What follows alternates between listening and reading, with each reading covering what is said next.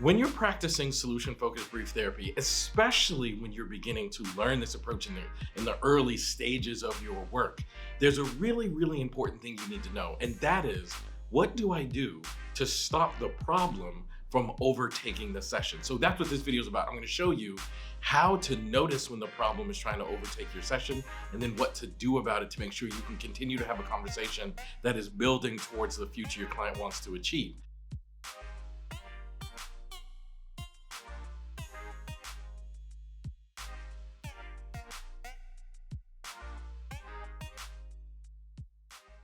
Now look, here's the first step.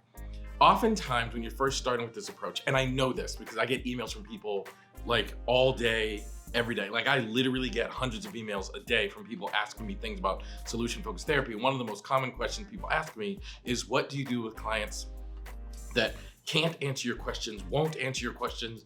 It doesn't seem like they want to answer these questions. What do you do with people if they can't tell you what they want? What about those people who don't think change is possible? Like, these are the kind of questions that people ask me, and it makes me realize, like, some of you need to know, how do you keep the problem out of your session? So that's what this video is about. Number one, you have to understand that it's the problem, not the person. So you have to separate problem and person. Oftentimes people struggle in these sessions because the problem is such a huge part of their life that it's very, very difficult for them to see beyond that problem. So what do you do when a person is so ensconced in the problem? You have to work really, really hard to keep the problem out. Now, I'm gonna give you a clue.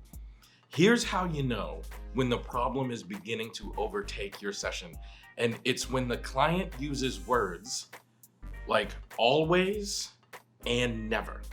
So a client will often say something like, I've always been this way. I've never had happiness, joy, peace, whatever. I've always been depressed. I've always da-da-da-da-da.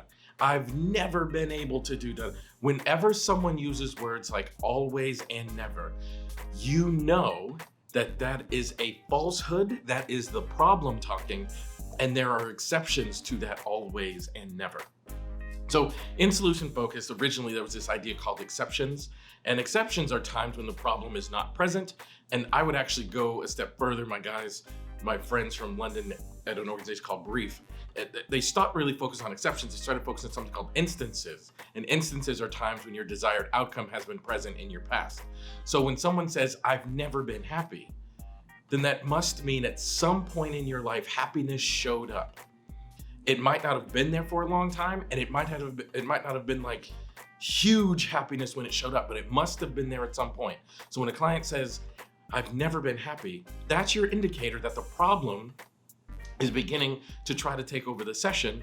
And what you do is you try to find times to counter the word always or never. So client says, I've never been happy. I'm gonna say things like, so if I had a movie about your life that was totally recording from the moment your life started to today, at what point in your life would I have seen something that looked like happiness?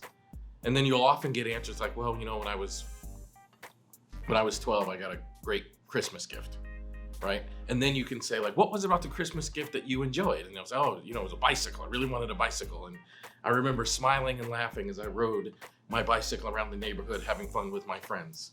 And then you get to say, well, suppose you woke up tomorrow and that happiness somehow showed back up in your life now at the age of 45. Even though life's been really, really hard, what would you notice? So you see how you have to find information that contradicts the always and never, and helps you build questions that further contribute to change. And it happens really subtly, but people, when we're steeped in our problem, we have a tendency to think, wow, it's always going to be this way, or it has always been that way, and I can't see beyond it. But it's my job to ask the client questions that would produce content that contradicts always and never. So try really, really hard not to get frustrated with your client. It's actually not the person. It's the problem trying to find a way into your conversation.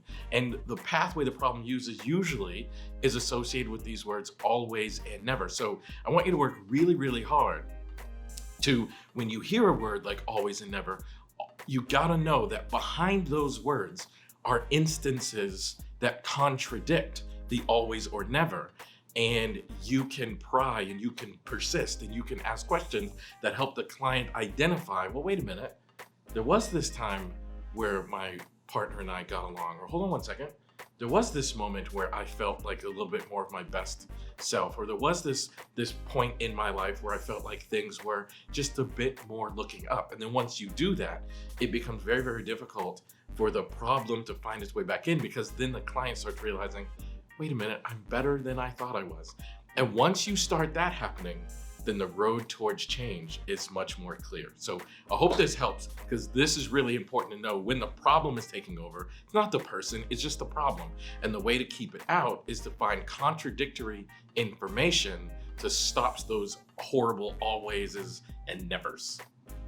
Thank you so much for watching this video. I hope you enjoyed it. If you want more videos like this, please subscribe to this channel and make sure you hit the bell so you get notifications. And don't forget to leave a comment. One of my favorite things is interacting with people and learning what they got from the video. So thanks for watching, subscribe, comment, see you soon.